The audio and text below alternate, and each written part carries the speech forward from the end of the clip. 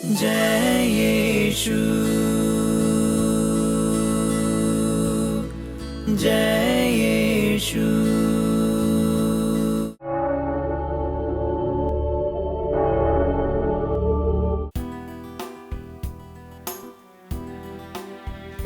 तू पवित्र पवित्र है, तू पवित्र पवित्र है। तू सच्चा है प्रभु, तू झूठा नहीं है। तू पवित्र पवित्र है, तू पवित्र पवित्र है। तू सच्चा है प्रभु, तू झूठा नहीं है। तू पवित्र पवित्र है। परम प्रसाद में बस यीशु अब सच्चा ईश्वर है, हम विश्वास करते हैं। आपने कहा सत्य मार्ग जीवन में हूँ। यीशु, आपने जो रास्ता मार्ग में दिखाया वही मार्ग पर चलने की कृपा में दीजिए। वही सत्य की खोज में हम अपना जीवन बिता सके, वही सत्य के साथ रहकर प्रभु हम अपना जीवन बिता सके। आशीष दीजिए। यीशु की माँ, जैसे आपने सत्य को साथ दिया ऐसे हम भी सत्य को साथ दे पाए। प्रणाम मरिया, कृपा पूर्ण, प्रभु तेरे साथ है। धन्य तो स्त्रियों में और धन्य तेरे गर्भ का फल यीशु। हे संत मरिया, परमेश्वर की माँ, प्रार्थना कर हम पापियों के लिए अब और हमारे मरने के समय। आमीन। हालेलुया। यीशु की स्तुति हो, यीशु की आराधना हो। हालेलुया। कुरिन्थियों का दूसरा पत्र अध्याय 8 वचन संख्या 9। आप लोग हमारे प्रभु ईसा मसीह की उदारता जानते हैं। वह धनी थे किंतु आप लोगों के कारण निर्धन बन गए, जिससे अब उनकी निर्धनता द्वारा धनी बन गए। संत पौलुस का कहना है, हम सब दरिद्र थे लेकिन ईसा मसीह के उदारता से आज हम सब धनी बन गए। तो आप लोग भी इसी प्रकार कार्य करना। जैसे मसीह हमारे साथ उदारता किया, ऐसे हम भी दूसरों के साथ उदारता करना है। इसलिए पौलुस हमसे ये बात कहते हैं। अभी पौलुस क्यों ऐसा लिखा है, इसके लिए एक कारण भी है। अगर ये हम जानना चाहते तो कुरिन्थियों के लिए लिखा दूसरा पत्र का बैकग्राउंड जानना है। कुरिन्थियों के लिए दूसरा पत्र संत पौलुस बहुत कष्ट उठाकर रो रो कर ये पत्र लिखा है। जब यरूशलेम में काउंसिल हुआ था, वो काउंसिल में शिष्यों ने, प्रेरितों ने एक निर्णय लिया था। वो निर्णय ऐसा था, हमें दरिद्रों की सुध लेनी चाहिए, हमें दरिद्रों की सुध लेनी चाहिए। गलातियों का पत्र दे 2 वचन संख्या 10 में हम पढ़ते हैं।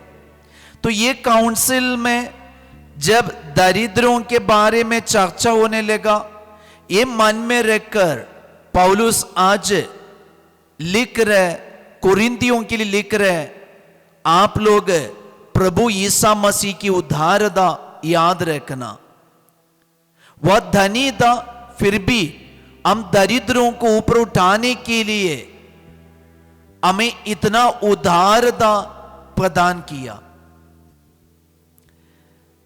यरूशलेम कलीसिया बहुत दरिद्र कलीसिया थे, ऐसी कलीसिया थी वहां के लोगों के पास कुछ भी नहीं थे, वे दरिद्र थे, गरीब थे। लेकिन इसका जस्ट ऑपोजिट है कुरिन्दी की कलीसिया। कुरिन्दी की कलीसिया इतना धनी दे, वहां के लोगों के पास इतना पैसा या धन संपत्ति दे। तो पौलुस एक बार लेटर लिखा कुरिन्दियों के लिए।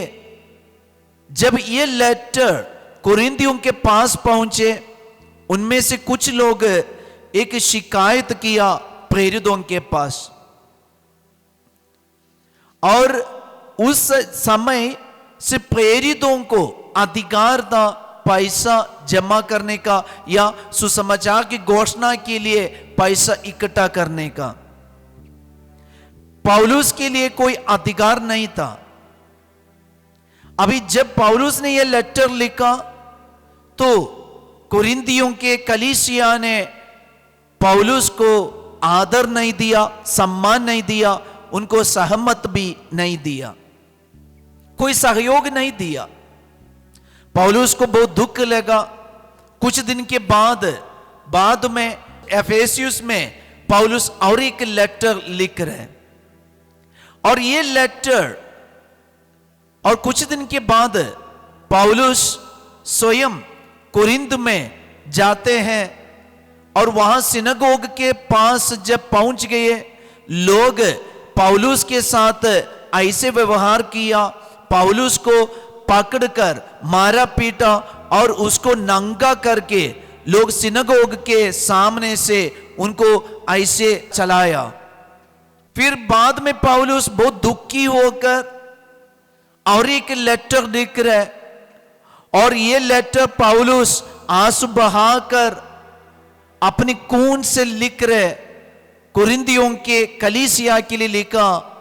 और वह वचन में पौलुस कहते हैं, कुरिन्दियों का दूसरा पत्र 8:13, मैं ये नहीं चाहता कि दूसरों को आराम देने से आप लोगों को कष्ट हो, ये बराबरी की बात है।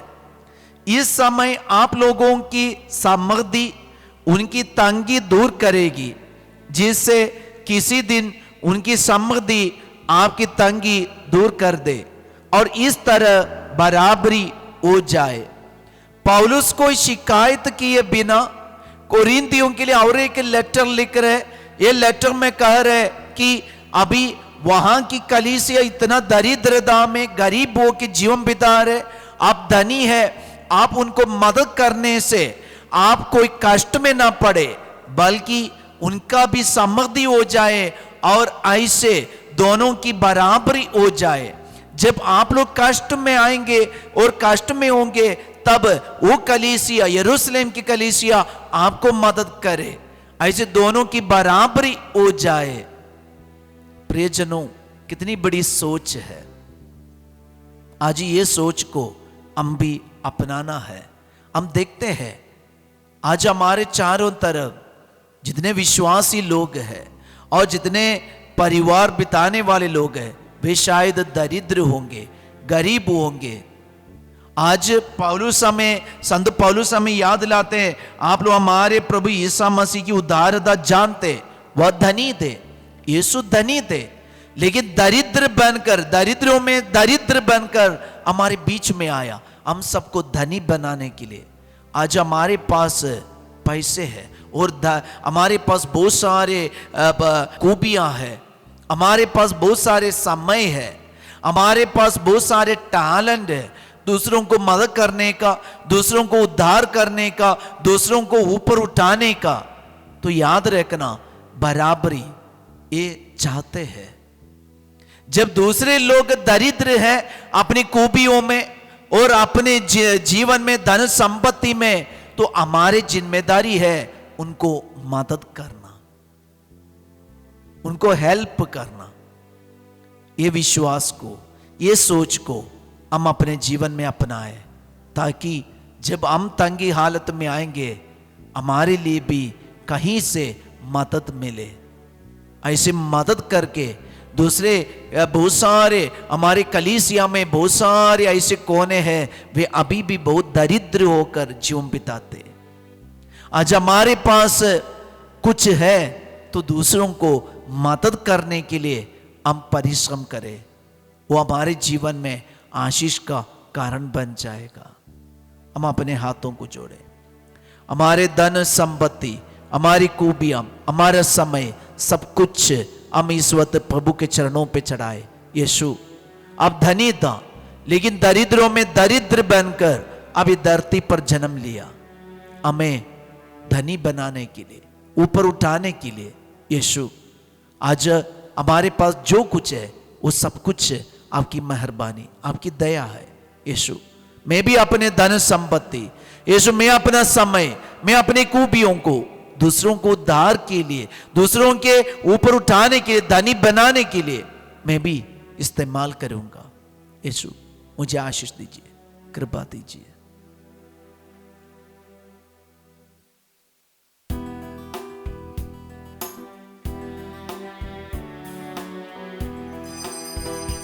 तू करुणा निधान है प्रभु, तू अत्यंत महान है प्रभु, तू सच्चा है प्रभु, तू झूठा नहीं है, तू पवित्र पवित्र है, तू पवित्र पवित्र है, तू पवित्र पवित्र है, तू पवित्र पवित्र है।